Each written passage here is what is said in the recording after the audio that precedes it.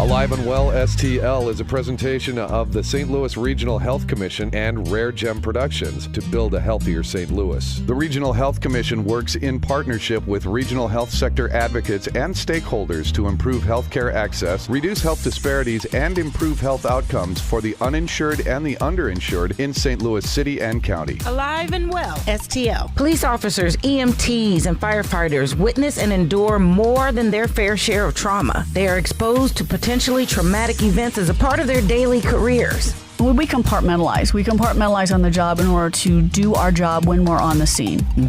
When you compartmentalize, you have to put away your feelings about what you're seeing. It could be a very horrific scene. It could be a very aggravating or frustrating scene. It doesn't matter. You have to be able to kind of put your emotions to the side and compartmentalize it and, what you're feeling about this particular event and put those aside and do your job. Police, firefighters, EMTs, military, doctors, nurses, correctional officers, dispatchers, clergy, and mental health professionals. And in many cases, you are the first responder. Today on Alive and Well STL, we talk about when helping hurts and the emotional residue of the exposure from helping people through trauma, responding to traumatic incidences, as well as just being witnesses to it. A very special focus on vicarious trauma on this Alive and Well STL. This is producer Jade Harrell. We'll be right back. The community is crying out for help, and there are individuals that live in the community that want to be involved. It's so dynamic, and the stigma is that people are just accepting what's going on, that they've become callous to the violence every day, but it's not true.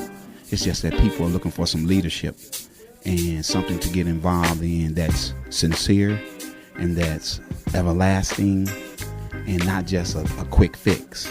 And what we're trying to do is come up with an idea and approaches that are everlasting, long-lasting approach and not a quick fix, and something that's sustainable for the community. If as a community we can understand that most of all the issues that we face in our lives are directly related to toxic stress and trauma, we can create a place where people understand that there are reasons behind behaviors. These aren't just random acts of violence, and things aren't just happening out of the blue. There are reasons behind all of that. It's time to thrive. Be alive and well. Check out aliveandwellstl.com. Alive and Well STL. Meet the first responders, who are the people that are designated and trained to respond to an emergency. What is often overlooked is that they are people nonetheless, and they also need self-care and resources and tools to be alive and well. All right, it's time to expand our conversation of Alive and Well to the trauma that occurs for those that respond to toxic situations or traumatic incidences. First responders' vicarious trauma is the focus of our new conversation, and I'm joined today by Sergeant Sally Panzer, who is the Crisis Intervention Team and Officer Wellness Program Coordinator, as well as Hostage Negotiation Coordinator, and April Casey, who is with the Giving Resources Among Children Everywhere organization, Vice President. April is an ambassador as well for Alive and Well STL. Thank you for joining us. Thank you for having us. Thank you. Absolutely. Well, let's start by explaining this realm of focus. And what does vicarious trauma mean for you, Sergeant Panzer? Well, there's a couple different types of trauma. You have your primary trauma, which is something that happens, like an event that happens to you personally. And then you have secondary trauma, which secondary trauma doesn't happen to you directly, it's indirect. So it's like something that I've witnessed or heard about, seen pictures of, something like that, that affects me over time. And then if we put it in the realm of vicarious, then that would be the secondary? Pretty much, yeah. Okay. Yes. And then, well, what that resonates for me when I hear this is that it's pretty intense, it's pretty heavy, it's something that would make an impact that is lasting. Would you say it falls into that category? Oh, absolutely, okay. Yes. Okay, well then take us into your world as you experience it, one for crisis intervention and maybe for those that experience it. For crisis intervention, you can have somebody who is, let's say, off their medication, so they're non-medication compliant. Let's say, and this is just a thrown out story. This is great, yeah. Let's say they're psychotic due to a mental illness, okay? And during that state, they can react to those hallucinations. They can react to their delusions. They can act upon them. And this is really their mental illness actually coming through. But they can do some also very horrific things when they're in that state. And now, obviously, this does not happen to everyone. I'm not trying to overgeneralize. This is just a very specific example. Yeah, we're there. And they can do some horrific things. There was a case, a true story, many, many years ago where this young man was, he's diagnosed schizophrenic, and he kept hearing voices and having hallucinations regarding his parents were evil. You need to kill them. You need to kill them. He ended up killing his parents. Oh, dear.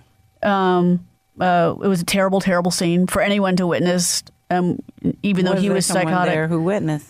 No, but officers had to respond to the scene. Exactly. So that's where their first responders piece comes in. Exactly. Right? So when we respond to scenes like that, or let's say a crash on the highway, or a fatality, or a homicide scene, or child abuse scene for that. I mean, you can. It's all of it. It's all of it because you're who we call. Exactly. And who is called when these things arise. So we see so much of this day in, day out, and it becomes lasting. It becomes a part of, not of who you are, but it becomes a part of your memory. Mm-hmm. Mm-hmm.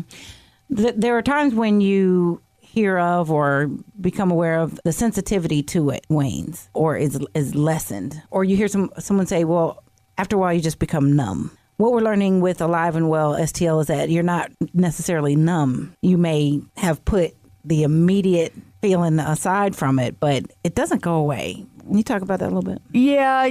After a while, we compartmentalize. We compartmentalize on the job in order to do our job when we're on the scene. So we can do it. Break that down some.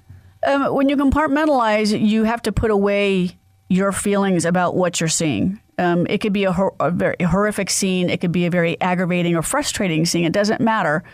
You have to be able to kind of put your emotions to the side and compartmentalize it, and what you're feeling about this particular event, and put those aside and do your job. Mm-hmm. And so we do that. You do that on fatal accidents, that et cetera. Every scene you go to. Right. So when you have that emotional numbing, as you stated, that happens. I mean, it can happen anytime. I mean, a lot of times when emotional numbing comes into effect is you keep compartmentalizing. You're not addressing like how you feel regarding some of this, and some of it, and then it boils down to you have stress, and then you have trauma, and it becomes a part of the trauma burnout series. So it's kind of like a continuum. Sure. So stress, burnout, trauma. And so emotional numbing is kind of part of the burnout phase on all that, because you start to shut down.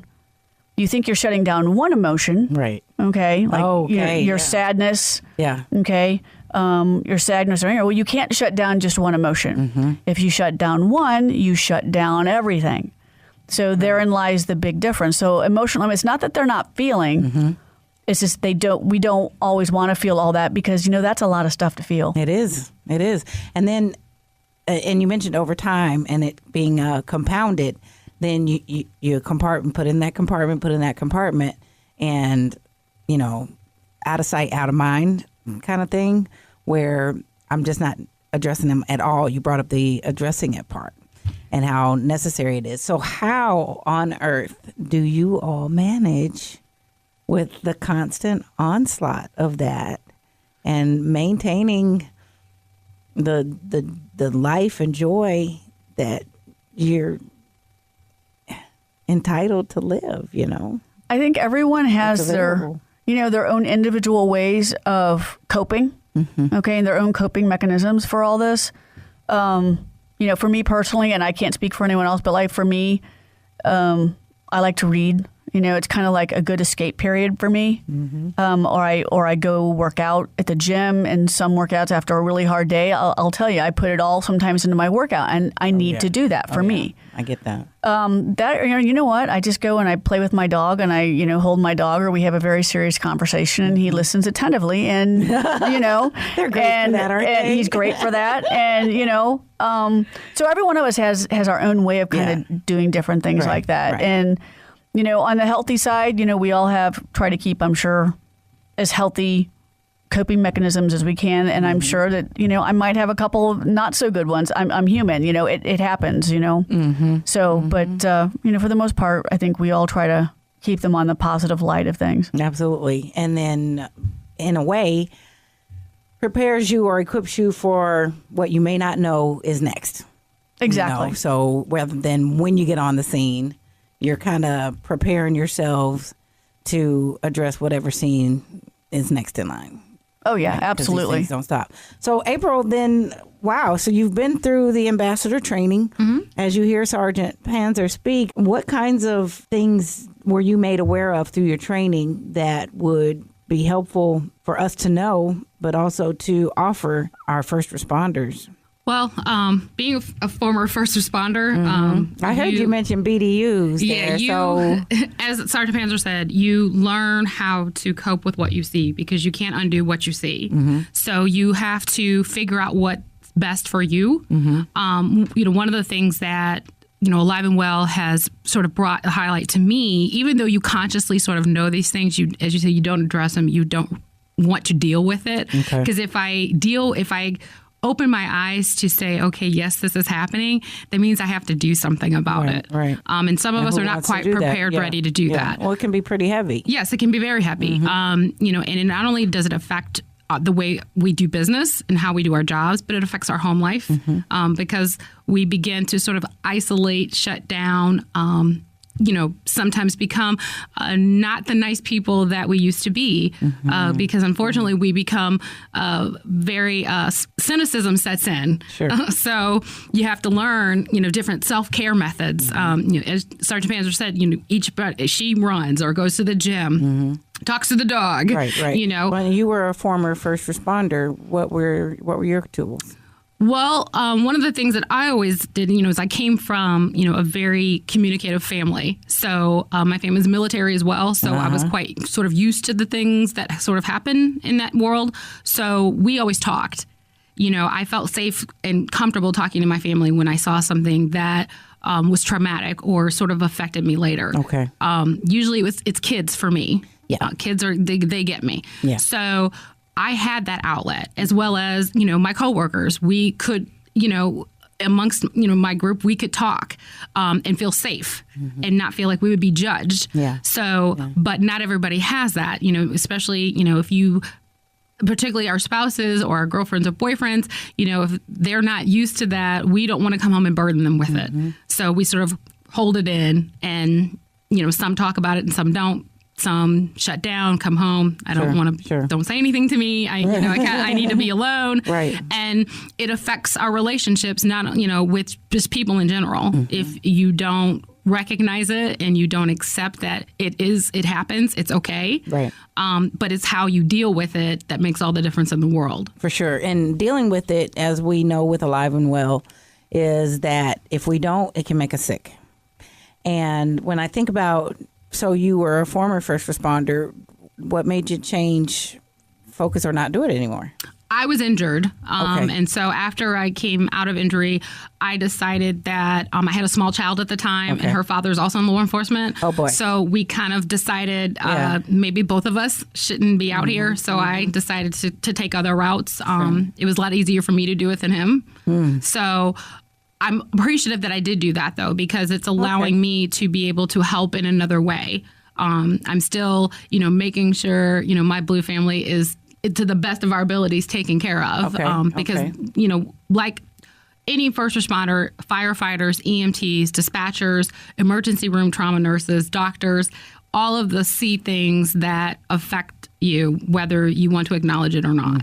How did that work with you and your husband both being in law enforcement? Did you all work well with communicating about it, or how did that impact your We did, because we would kind of come home and talk about our day. Right. So how was your day? How was your day? Yeah. And like I said, I felt comfortable because I did not feel like in my mind I was traumatizing him. And and vice versa, by talking about what happened. Sure. Because he sees the same things. We may have seen them in different ways or to different extents, but he could understand and, be on the same page of not saying, oh my gosh, Right. and he would have that empathy.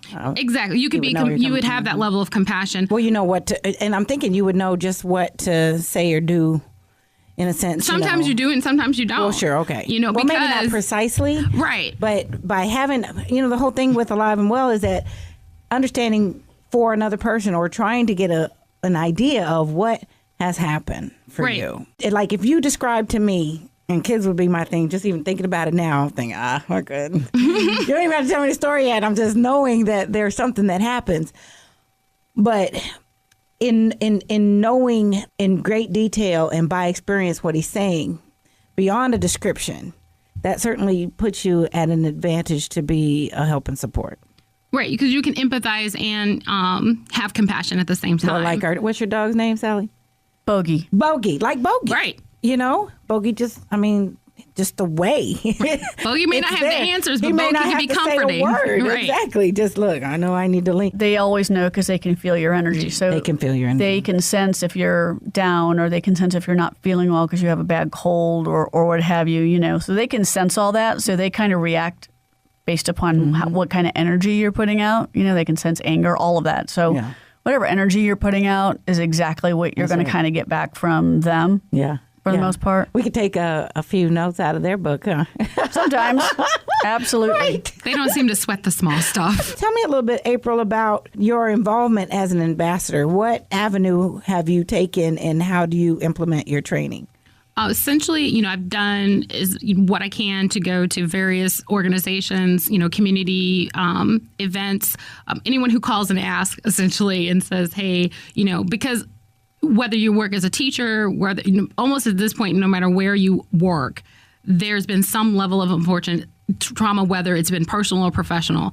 And people, as a community, thanks to Alive and Well, as STL, and as well as, Department of Mental Health and Department of, Regional Mental Health Commission, of getting out there that, people are experiencing trauma in all forms and fashions, whether it's private trauma or public trauma. And it affects us all in different ways. Compound that with, mental illness. So when you have this rash, it almost appears, of feelings that are sort of not being, managed and contained, people react in various ways. Whether some it's positive, some are able to kind of internally turn it around and, put good energy out there and do good work. Others sometimes, whether it's their control or not, whether they're off their meds, or you have those who have never been diagnosed. They don't know what's going on with them. So they just know that this is their life. They don't understand it. They don't know why it's happening, and there's a multitude of reasons as to why they haven't sought some sort of medical intervention. But you're happy to step up. But we're happy, to step up and, kind of teach people what trauma is and how toxic stress affects us, not only physically, but mentally and physiologically. Sure. Let's break that down a little bit then. What is toxic stress and how would you explain that and how it affects us? Toxic stress really is anything that impedes your quality of life. They can onset, we said, medical conditions like high blood pressure. You can have strokes. You can have lots of children. Right. You can have, That's for me. I'm sorry. It can have, especially in the summer.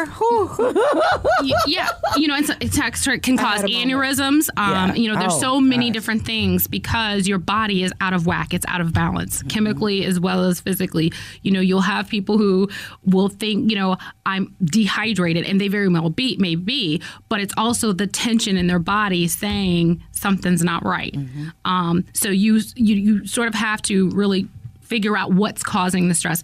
And for some people, unfortunately, it's the community in which they live. Well, yeah. We don't have to sugarcoat that. We got Sergeant Panzer here. Unfortunately for some, I said, Star, when I see her, I said, so how's it going? She said, busy, and that there is a testament to how much of it goes on. Now, you're a part of this officer wellness program and you coordinate that. And so your focus is with toxic stress as well. For the officers that you serve and help, spell out how you define toxic stress for them and how it affects them. Well, there's toxic stress, and then there's 4 other layers. There's 2 layers before toxic stress. It's kind of a continuum. Okay. Go ahead and teach. And it's kind of a part of the dissociation process, because we kind of dissociate at some point, and not necessarily in a bad way or in a psychotic way. This is just kind of how we deal with things. Like you said, they named it dissociation. Job. Sure. So you can have your regular, ordinary kind of, you can call it zoning out. You're kind of this autopilot, if you will. That's kind of pretty much normal, like when you're driving to work. Yeah. When we're driving to work, we're on what? We're on autopilot. Yeah. Right? Yeah. I mean, it's just... Or like you're supposed to be going to the store and for some reason you're going to work. You say, why am I doing that? Because you turn one way versus the other and your body just takes over. So, absolutely. Yeah, it's been such a routine, sure. Been there, done that. Right. And then you have the, I can't remember the name of the next level of stress, but there's another level. And that's just kind of like where you're going along in autopilot and then you kind of have to hit your brakes right in the middle of it, because let's say someone up ahead of you hit their brakes. And so now you have the chain reaction, everyone's hitting their brakes. So it's just a little speed bump, kind of thing. It's no big deal, really. It's just, a couple speed bumps here and there. Sure. So then you kind of have the toxic stress, which is now your coping mechanisms aren't quite maxed out yet, but they're getting there because we haven't been dealing with stuff. Right. So now you get the toxic. And then there's the 2 upper ones from that are where you really do need professional help for that. So if you're in those levels, you can have complete behavior, personality changes is the most extreme. You really just turn into not yourself. And anyone who knows you knows, like, you are just not who you are. And that's when you really do need professional help. Right. Seek a counselor or somebody who's trained in trauma for that, because not everyone is trained for trauma. Right. So, you want someone who's experienced and understands trauma-informed care. So if you're working with the, and is this full wellness, mental, physical, spiritual, emotional health that you are working with when it comes to this, or does it deal a lot with the stress that you were referring to, the various levels therein with your function? Well, it kind of depends, really. Okay. I mean, I've like, how do they end up coming to you? How do you become aware of and then respond to the needs of the officers? So what I'm doing right now is I've written an officer wellness program that's fairly comprehensive and sent that up my chain of command for approval. It has quite a few different components in there to help address very specific things within the department, as far as crisis incident management, for instance, in crisis debrief after really bad things, horrific things officers have seen or continually see. So just different aspects like that. I've also compiled a officer resource list and have emailed that out of people throughout the St. Louis area, and very specifically because I've done some research on all of them, and just to make sure that everything is what I'm looking for, et cetera. And we have our own EAP, of course, which officers are welcome to use. But I wanted to give them more resources if they didn't feel comfortable using the EAP. Sure. So I've given it's like a 3-page list now, and some very specific also for veterans, because we have a lot of military veterans on our department as well. And although the needs could be the same, they being a military veteran, they might feel more comfortable speaking with someone with a military background. Sure. So I've provided both. I've created both. And then I'm just filling in as I find more resources. Right. I republish it and highlight it. And the more resources someone has to reach out, they're more likely to reach out if they need it. Okay, in your experience. And, the more situations and needs you find, you then can add in your discovery of more resources or ways to support and address. Oh, exactly. I get a lot of feedback from some officers, and their feedback is very helpful to me. So I take their feedback and I love it. And so then I incorporate or try to incorporate as best as I can, like something they've told me. I'm like, okay, well, that sounds like a really good idea. How can we work that in, type of thing. I love it. Can you share an example of something that worked that maybe could benefit the rest of us? There is a Well, it was just a resource that an officer presented to me, and he's familiar with this resource, and he was really advocating for them. And so I called them. I did some research on them first, and then I called them because I wanted to know more about them before I publish anything on my list. I'm not just putting anything on my list. I really want to know more about what they do and how they do it. And so I called this resource, and the lady who answered was just fabulous. She knew her stuff. She said, she's worked with many other law enforcement officers. It's kind of part of like what they do as well as military. They work with the families as well because it's a family unit. Because what happens on the job, you take home, and what happens at home, you take to work. Yeah, of course. So it's an all-in-one affair. It's not just one-sided. And she's like, yeah, I'll meet with officers before they have to go to work or in the middle of the night. If they've been involved in something traumatic and they need to see me, I'll come in at 4:00 in the morning. Mm-hmm. So having that availability and someone who's really willing to, hey, take that extra step and help. That speaks I think that speaks volumes. That's actually one of the things that for our listeners, that's a takeaway is. Speaking of first responders, your first point of contact represents that place. And had the woman, when you called, not provided you with a sense of their capacity and compassion and ability, then there would have been a different consideration. So know that, one, if you're in that space, if you're one of the first people that folks encounter, whether they're calling your job or they're coming to the front, or for goodness sakes, if you're coming off the parking lot and you're passing somebody, you might not even be in your office. You are that first line for somebody who may really need a warm, welcome reception from whomever they're dealing with at that time. And even one step further, not just the job you're in, but just for life in general. When I'm thinking about what you may encounter from time to time, just being that person in that particular place in their lives as the first contact from them to their problem or urgency or stress can make a world of difference. Now, it's kind of obvious that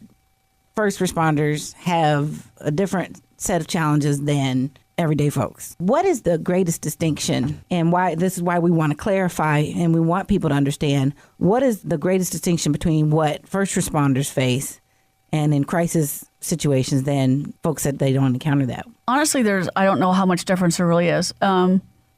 Just throwing out just a general example again. Let's say we're called to scene for a robbery. Okay. And it's not like every day everyone gets robbed, right? So for that person right then and there, that was a pretty traumatic experience. That's scary, okay? And it just is. It's one of those things that kind of sticks with you. And depending upon the level of that robbery, it can affect you more than others, right? Like if there was a level of violence in there besides just a street robbery. Okay, that too. And not trivializing either end of it because it's not. Because each one of us, we bring in our own past and our own abilities to cope. It occurs and so to us differently, right? Each person. So my ability to cope and my background, of course, is different than everyone else's. So I'm going to handle it differently than you will. It's not saying that either one is right or wrong. We're just handling it a little bit differently. Yes. And if I'm clinging to your leg in a situation like that, you'll comfort and help me through that. Exactly. Oh, so it was so terrible. Help me. And you'll say, it's okay, Jade. So it's really not really not that much different. It just depends upon the person. How it occurs to the person. Right. So you may encounter a traumatic situation that someone handles well based on their particular circumstance. So it is okay. And sometimes it doesn't hit you right away either. So people have to remember that. Sometimes there's a delayed response, and we all have to remember that there can be a delayed response. And because like right then, the moment you're kind of focused on, okay, I'm okay. He was wearing X, Y, and Z, blah, blah, blah. And you're trying to give this information to the officer who needs to put that out. Yeah. And of course, we're trying to obtain that information to be put out. Yeah. So we're asking lots of questions. So you have to remember that you may not feel that level of fear, so to speak, until maybe later. I mean, you felt it initially, but now you know you're safe. Yeah. But it may hit you a little bit later. Like once you sit down and everything starts to sink in, you're like, oh my God. Right. That just happened. That just happened. Right.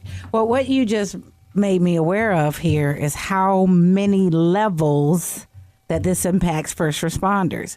One, you've got the situations where people who are committing a crime or causing an incident, the perpetrators, those that are being victimized or affected by said incident, and then anybody around who may witness, as well as who you need to deal with to try to get to what happened, because you're coming after the deals happen. That's a whole lot going on. There's a lot going on. Absolutely. And just in you describing some of that, where would you even start? For us, we start at the beginning. What happened? What happened? There you go. And you tell us what happened. For all of us. I mean, that's obviously varying upon occasion. Like, unless there's injuries, then of course you take care of the injuries first, because sure. that takes higher priority. And then as you're doing that, you start to get that other information, et cetera. If you're on a more volatile scene or something that requires a little bit more action from, more officers, well, scene security and people safety, civilian safety precedes that too. Wow. So we have to do that and make sure everyone is safe here first. And then we can start doing our other stuff. But we got to make sure everyone is safe here first before we can do that. And what's more is that whatever precipitated this situation is probably caused because of an adverse effect of toxic stress or trauma. People who are stressed respond differently, who have had adverse childhood experiences respond differently. And those could be the things that, like you described in your very first example, can then escalate to something greater. Wow. Then let's wrap with providing some guidance or some of the training. Yeah. I was going to say, one of the things too, is many departments are beginning to recognize that the officers are being impacted by the things that are happening just in the world, in their daily jobs, with family. Right.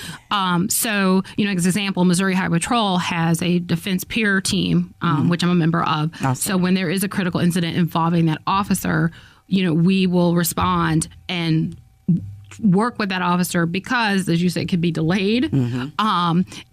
They could. Sometimes people think that first responders, because of our training or because of the things that we've seen and done, that we're sort of immune to being impacted and affected. Yeah. And so you have, first responders will respond just like anyone else in certain instances.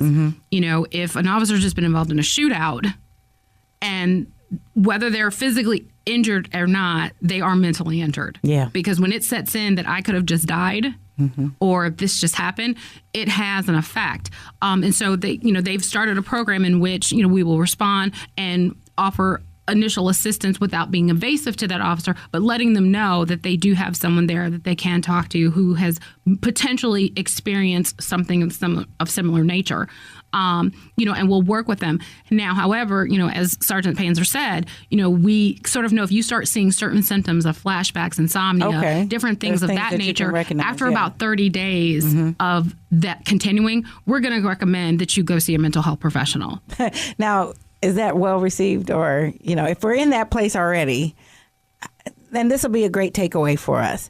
How do we approach sharing, encouraging, recommending that person we care about that's feeling that way, that's a first responder, get the help they need? I think there's a couple things with that. Is one, we need to destigmatize officers' feelings. They feel just as much as everyone else does. I think we need to destigmatize the whole thing of talking to somebody that, you're just a, you're a cop. You don't really feel, you don't need to talk about this. This is just your job. Well, yes, it's a job, but there's more to it than that. And also just destigmatize the whole fact that seeking a professional help is not a bad thing. And it doesn't mean that anything's wrong. It just sometimes means you just need to work through something, and that's okay. There's nothing wrong with that. Some people can work through things on their own, and some because we all handle it differently. So some people can work through things on their own. Sometimes you need to talk to somebody else. Sometimes that's just a friend. Sometimes it's your partner. Sometimes it's seeking a trained professional who can get you over that hump because you're doing pretty good on your own or we're talking to your friends, but there's that little extra bit that maybe you need to do. And that's okay. There's nothing wrong with it. And I think if we destigmatized all of that, I think we'd be really moving in the right direction. Absolutely. And that's so very well said, because that's exactly what this initiative is about. That is the at the heart of the mission of the Alive and Well STL movement, is that we do take the stigma off of it so that we can go ahead and get to working through them. Right. And it's okay to ask for help, regardless of who you are or what you do for a living. That's great. It is okay to ask for help. Yeah. We all have had some kind of circumstance in our life, regardless of how minor or extensive it could be.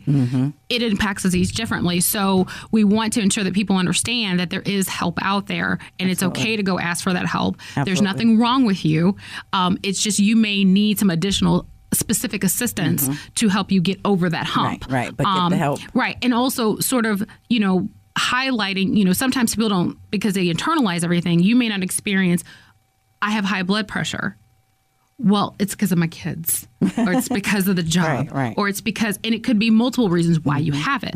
However, sometimes we tend, because we're caregivers, we sometimes don't worry about ourselves. We worry about everyone else. So how that could be physically impacting us, we may prolong going to the doctor, right? So we're not realizing that high blood pressure is causing a whole nother set of host of problems. So it's okay that all of these dots do connect, and it's okay to just how some are comfortable with going to their primary care physician. It's okay to go talk to a counselor. We're not saying everybody has to go see a psychiatrist, because there's different levels. You have counselors, you have therapists, you have psychiatrists. So whatever it is the need is, we want to make sure that you are aware and that the resource is available. And even if you need a holding hand to get there, that's a resource. That is a resource as well. Absolutely. And those are all strategies that we want to encourage everyone to employ, if not one or multiple ones or all of them. That is exactly what we want to encourage you to do, and it doesn't stop there. Reaching out for help, looking for the signs that someone may need help, but you can get more information and looking for those signs, how to identify whether or not there's a need for someone that you care about or are aware of, but as well as, taking a look at yourself and seeing what those things are. And if you work with Sergeant Panzer, she's got a whole book for you of resources, which is just a fantastic thing to provide. And with your giving resources among children everywhere, that sounds very exciting, and a way as well to provide resources for children who it takes time to develop some of your own tools, but be able to have some assistance in figuring out how to cope as well.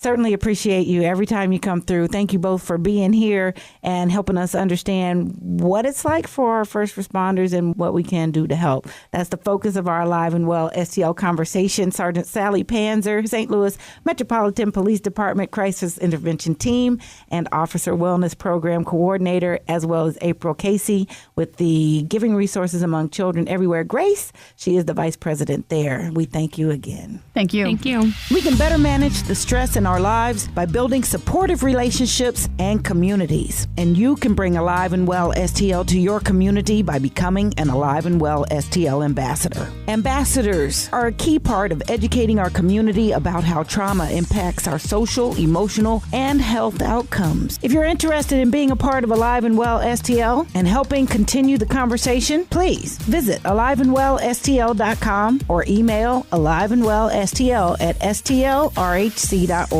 We're excited to have you join us with the Alive and Well STL movement. Alive and Well STL is now a community-wide effort focused on reducing the impact of stress and trauma on our health and well-being. The research is clear. Stress and traumatic experiences are making many of us sick, and together are the leading cause of poor health outcomes. Take 5. Visit us at aliveandwellstl.com to find out where you are emotionally. Become an ambassador. Reach out and help build a supportive community. Learn resiliency skills. Get the help you need. Share your stories. Hear others. And learn more about stress and how it affects us. That's aliveandwellstl.com. Alive and Well STL is another positive production of Rare Gem Productions. Thanks for listening.